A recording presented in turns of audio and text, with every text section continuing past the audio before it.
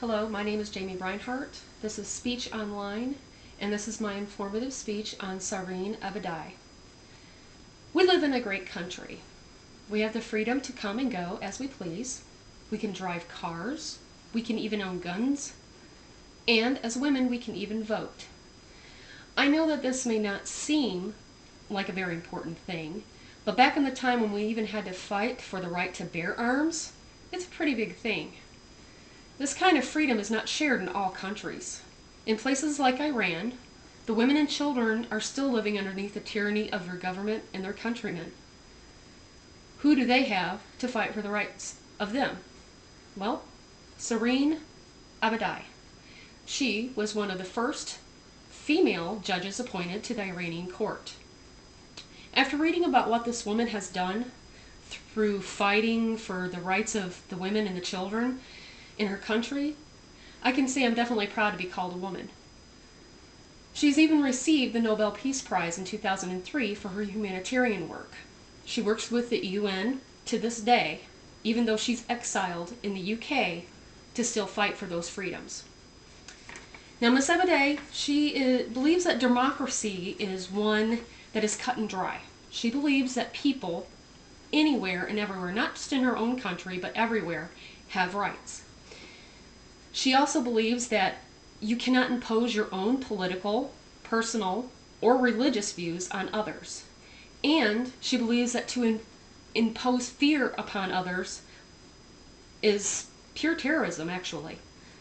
She established 2 government organizations in Iran, or non-government organizations in Iran, through the aid of outsiders from other countries to help with the aid of her people. The first organization is the Society for Protecting the Rights of Children. This organization protects children as far as living on the streets with families who don't have home, medical, food, things of that nature. This organization goes in and aids them. Any refugees from any kind of natural catastrophe, they also help with. The second organization that she co-founded was the Defenders of the Human Rights Center. This organization mainly helps do pro bono work for those that are in prison that cannot afford attorneys. And most of them are political prisoners, but they take on a lot of legal cases.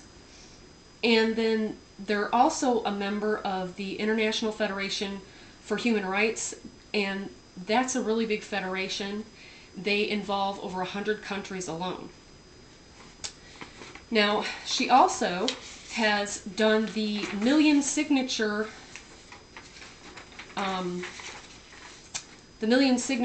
campaign.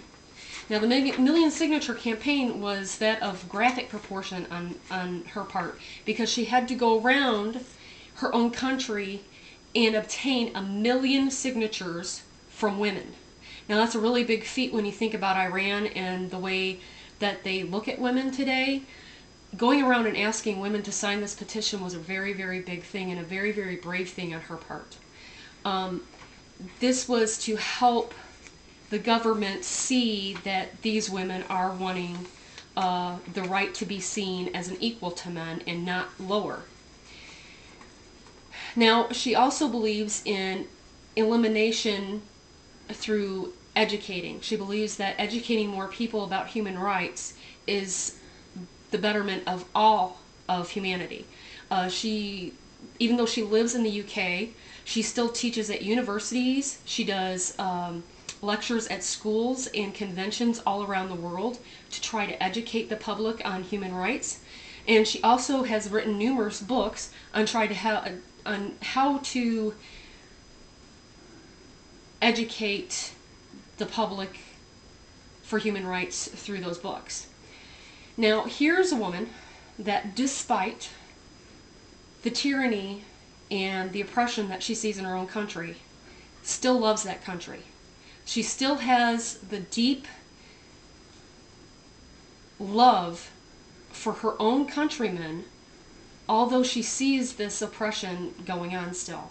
Now, she believes that Islam is misunderstood by people who misinterpret what it means.